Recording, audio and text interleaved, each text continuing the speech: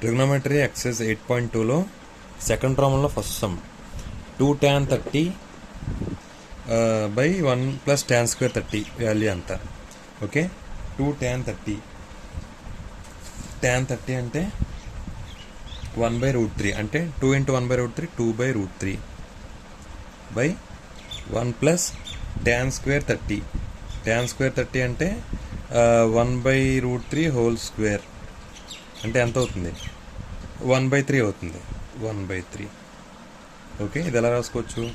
2/√3 by 3 LCM అయితే 3 plus 1 1/1 3 plus 4/√3 అవుతుంది.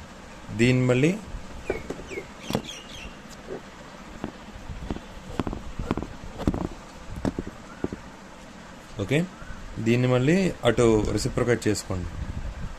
2/√3 into 3/4 ఏమవుతుంది? 2 1s 2 2s 4 ఏమొచ్చింది ఆన్సర్?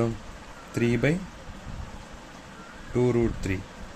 ఓకే, ఇప్పుడు √3ని రేషనలైజింగ్ చేసుకోండి. √3/√3తో ఏమొచ్చింది? 3√3/√3 ఇంటూ √3 అంటే 3, ఆ 3 ఇంటూ 2 అంటే 6.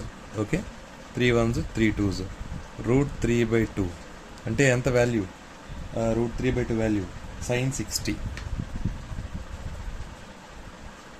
ఓకే, ఇచ్చిన ఆప్షన్స్లో ఇది కరెక్ట్ ఆప్షన్.